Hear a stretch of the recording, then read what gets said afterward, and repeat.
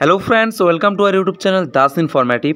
আজকের ভিডিওতে আলোচনা করব সিআইএসএফ অর্থাৎ সেন্ট্রাল ইন্ডাস্ট্রিয়াল সিকিউরিটি ফোর্সের তরফ থেকে যে নতুন ভ্যাকেন্সি প্রকাশিত করা হয়েছে কনস্টেবল ফায়ার পোস্টে, তো তার নোটিফিকেশন নিয়ে আজকের ভিডিওতে আমরা সম্পূর্ণ আলোচনা করব। যেখানে বন্ধুরা উচ্চ মাধ্যমিক পাস যোগ্যতায় আবেদন করা যাবে। মোট শূন্যপদ 1130টি, যেখানে বন্ধুরা পশ্চিমবঙ্গে কতটা শূন্যপদ রয়েছে সেটাও আলোচনা করব। তো অবশ্যই এই ভিডিওটিকে শেষ পর্যন্ত দেখো, চ্যানেলে প্রথমবার হলে সাবস্ক্রাইব করে পাশে থেকো এবং বন্ধুরা কোনো কিছু জানার থাকলে অবশ্যই তোমরা কমেন্টে জানাতে পারো। তো বন্ধুরা এই মুহূর্তে স্ক্রিনে দেখতে পাচ্ছ সেই নোটিফিকেশন, যা এখন আমরা আলোচনা করব। তো প্রথমত বলা হয়েছে Central Industrial Security Force recruitment of constable fire male 2024 in CISF. এরপর বলা হয়েছে যে এর অনলাইন আবেদন প্রক্রিয়া শুরু হবে 31/8/2024 থেকে এবং লাস্ট ডেট হচ্ছে আবেদন করার 30/9/2024 পর্যন্ত। এরপর নিচের দিকে বলা হয়েছে অনলাইন অ্যাপ্লিকেশন এখানে ইনভাইট করা হয়েছে শুধুমাত্র মেল ইন্ডিয়ান ক্যান্ডিডেটদের জন্য, যা টেম্পোরারি পোস্ট কনস্টেবল ফায়ার পদে কিন্তু নিয়োগ করানো হবে এবং এর যে স্যালারি পে স্কেল সেটা লেভেল 3 অনুযায়ী কিন্তু দেওয়া হবে এবং এছাড়াও আদার্স যে অ্যালাউন্সগুলো রয়েছে সেগুলো কিন্তু নির্দিষ্ট রুলস অনুযায়ী কিন্তু প্রদান করা হবে। এরপর নিচের দিকে বলা হয়েছে যে অনলাইন মাধ্যমে কিন্তু আমাদের আবেদনটা করতে হবে এবং এরপর এখানে সিলেকশন প্রসেস নিয়ে বলা হয়েছে যে প্রথমে পিইটি, পিএসটি, তারপর ডকুমেন্ট ভেরিফিকেশন, রিটেন এক্সামিনেশন হবে, যেটা ওএমআর অথবা সিবিটি যে কোনো একটা মাধ্যমে হবে এবং এরপর মেডিকেল হবে এবং সবশেষে ফাইনাল মেরিট লিস্ট কিন্তু প্রকাশিত করা হবে। তো বন্ধুরা এখানে রিটেন এক্সামিনেশন দুটো ল্যাঙ্গুয়েজে নেওয়া হবে, ইংলিশ এবং হিন্দি, ঠিক আছে। এরপর নিচের দিকে বলা হয়েছে যে সমস্ত ক্যান্ডিডেট কোয়ালিফাই করবে পিইটি, পিএসটি, ডিবি এবং রিটেন এক্সাম, তাদেরকে কিন্তু শর্টলিস্টেড করা হবে এখানে state area wise, category wise হিসাবে, ঠিক আছে। তো এখানে এই হিসেবে কিন্তু শর্টলিস্টেড করা হবে এবং বন্ধুরা সবশেষে যে ডিটেল মেডিকেল এক্সামিনেশন হবে তা কিন্তু যে ভ্যাকেন্সি থাকবে তার 2 গুণ ক্যান্ডিডেটকে কিন্তু এখানে ডাকা হবে এবং সবশেষে যে ফাইনাল মেরিট লিস্ট তৈরি করা হবে তা কিন্তু স্টেট এবং ক্যাটাগরি ওয়াইজ অনুযায়ী করা হবে এবং রিটেন এক্সামের উপর বেস করে কিন্তু তৈরি করা হবে। এরপর বন্ধুরা এডমিট কার্ড নিয়ে বলা হয়েছে যে প্রত্যেকটা স্টেজের যে এডমিট কার্ড তা কিন্তু তোমরা অনলাইনের মাধ্যমে ডাউনলোড করতে পারবে অফিসিয়াল ওয়েবসাইট থেকে, ঠিক আছে। এরপর নিচের দিকে চলে আসি, যেখানে পে স্কেল নিয়ে আলোচনা করলাম যে লেভেল 3 অনুযায়ী কিন্তু এখানটা দেওয়া হবে। তারপর এখানে ন্যাশনালিটি নিয়ে বলা হয়েছে। এরপর বলা হচ্ছে বন্ধুরা ভ্যাকেন্সি, তো টোটাল যে ভ্যাকেন্সি তা হচ্ছে 1130টি, কিন্তু বন্ধুরা এখানটায় তোমরা কিন্তু state, category wise, area wise কিন্তু দেখতে পারবে, ঠিক আছে। যেমন বন্ধুরা আমাদের পশ্চিমবঙ্গটাই দেখিয়ে দিই তোমাদের, আমাদের ওয়েস্ট বেঙ্গলে এন্টায়ার স্টেটে তোমরা এখানে ক্যাটাগরি অনুযায়ী ভ্যাকেন্সিটা দেখতে পারবে। নকশাল এরিয়ার ক্ষেত্রে তোমরা এখানে ক্যাটাগরি অনুযায়ী কিন্তু ভ্যাকেন্সিটা দেখতে পারবে, ঠিক আছে। সব মিলিয়ে টোটাল এখানে 1130টি কিন্তু শূন্যপদ রয়েছে। এরপর বন্ধুরা বলা হয়েছে এডুকেশনাল কোয়ালিফিকেশন অর্থাৎ শিক্ষাগত যোগ্যতা। তো এখানে বলা হয়েছে 12 ক্লাস পাস হতে হবে উইথ সায়েন্স সাবজেক্ট, অর্থাৎ উচ্চ মাধ্যমিক পাস হতে হবে সায়েন্স সাবজেক্ট নিয়ে, ঠিক আছে, তাহলে কিন্তু তোমরা আবেদন করতে পারবে। এরপর বলা হচ্ছে বয়সীমা, তো বয়সীমা হচ্ছে 18 থেকে 23 বছর বয়সের মধ্যে এবং বয়সীমা ধরা হবে 30/9/2024 অনুযায়ী, অর্থাৎ ফর্ম ফিল আপ করার লাস্ট ডেট হিসেবে। এবং যে সমস্ত ক্যান্ডিডেটরা এই সমস্ত ক্যাটাগরি থেকে বিলং করবে তারা কিন্তু যথারীতি বয়সে ছাড় পেয়ে যাবে। এরপর বন্ধুরা বলা হয়েছে হাউ টু অ্যাপ্লাই, অর্থাৎ কীভাবে আবেদন করতে পারবে। তো বন্ধুরা এখানটা স্টেপ বাই স্টেপ বলা হয়েছে। তো অবশ্যই বন্ধুরা যখন এর আবেদন প্রক্রিয়া শুরু হয়ে যাবে আমি তোমাদের স্টেপ বাই স্টেপ আবেদনের সম্পূর্ণ পদ্ধতি দেখিয়ে দেবো। এর ফলে তোমরা খুব সহজভাবেই কোনো রকম অসুবিধা ছাড়াই আবেদন করতে পারবে, ঠিক আছে।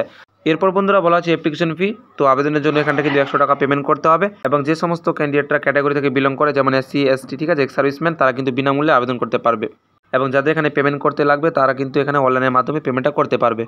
এরপর বন্ধুরা অ্যাপ্লিকেশন ফর্মের কারেকশন ডেটও কিন্তু এখানটা দেওয়া রয়েছে যে 10/10/2024 থেকে 12/10/2024 মধ্যে কিন্তু যে সমস্ত ক্যান্ডিডেটের অ্যাপ্লিকেশন ফর্ম কোনো রকম মিস্টেক বা ভুল হয়ে যায় তারা কিন্তু চাইলে কারেকশনও করে নিতে পারবে। শুধু একবারের জন্যই কিন্তু এই মডিফাই বা কারেকশনটা করতে পারবে এবং এর সাথে বন্ধুরা কারেকশন চার্জ হিসেবে কিন্তু এখানটায় 200 টাকা পেমেন্টও করতে হবে, ঠিক আছে। তো অবশ্যই যখন ফর্ম ফিল আপ করবে ভালোভাবে দেখে শুনে কিন্তু আবেদনটা করবে, ঠিক আছে। এরপর বন্ধুরা রিক্রুটমেন্ট প্রসেস নিয়ে বলা হয়েছে, তো যেটা আমরা আলোচনা করলাম প্রথমে পিইটি এবং পিএসটি হবে, ঠিক আছে, অর্থাৎ ফিজিক্যাল এফিসিয়েন্সি টেস্ট এবং ফিজিক্যাল স্ট্যান্ডার্ড টেস্ট এবং তার সাথে বন্ধুরা ডকুমেন্ট ভেরিফিকেশনে কিন্তু হয়ে যাবে, ঠিক আছে। এই 3টা প্রসেস কিন্তু একসাথেই হবে। তো দেখে নিই, প্রথমে বলা হচ্ছে পিইটি অর্থাৎ ফিজিক্যাল এফিসিয়েন্সি টেস্ট। তো বন্ধুরা 5 কিলোমিটার কিন্তু রানিং করতে হবে 24 মিনিটের মধ্যে, ঠিক আছে। এবং তারপর বলা হচ্ছে ফিজিক্যাল স্ট্যান্ডার্ড টেস্ট অর্থাৎ পিএসটি। তো এখানটা বলা হচ্ছে হাইট 170 সেন্টিমিটার, চেস্ট হতে হবে নর্মাল 80 এবং 5 সেমি ফুলে 85 করতে হবে। এবং এরপর বন্ধুরা কারা কারা ছাড় পাবে হাইটে, চেস্টে, ঠিক আছে। তো এখানটা দেখতে পাচ্ছ বলা আছে যে সমস্ত ক্যান্ডিডেটরা হিল এরিয়া থেকে বিলং করবে, গারোয়াল, কুমাও, এছাড়া হিমাচল প্রদেশ, তারপর গোর্খা, ডোগরা, মারাঠা, সিকিমিস, লাদাখ, কাশ্মীর, জম্মু কাশ্মীর এবং নর্থ ইস্টার্ন স্টেট থেকে তারা কিন্তু হাইটে ছাড় পাবে। তাদের ক্ষেত্রে 165 সেন্টিমিটার এবং চেস্ট 78 সেন্টিমিটার, 5 সেমি ফুলে 83 করতে হবে, ঠিক আছে। এবং এর সাথে বন্ধুরা বলা হয়েছে যারা দার্জিলিং ডিস্ট্রিক্ট থেকে বিলং করে, ঠিক আছে, গোর্খা টেরিটোরিয়াল অ্যাডমিনিস্ট্রেশন জিটিএ থেকে, তো তাদের ক্ষেত্রেও কিন্তু এখানটা ছাড় দেওয়া হবে, যেমনটা এখানটায় দেখতে পাচ্ছ। যারা এই সমস্ত মৌজা সাব ডিভিশন থেকে বিলং করবে তারাও কিন্তু ছাড় পেয়ে যাবে, ঠিক আছে।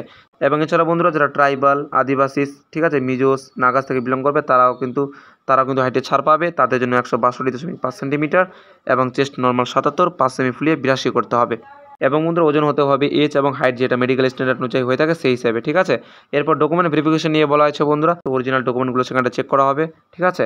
এবং বন্ধুরা যারা ক্যাটাগরি থেকে বিলং করবে তাদের যে সার্টিফিকেট সেটা কিন্তু যে হিসেবে এখানে ফরম্যাট দেওয়া রয়েছে সেই হিসেবে কিন্তু শো করাতে হবে।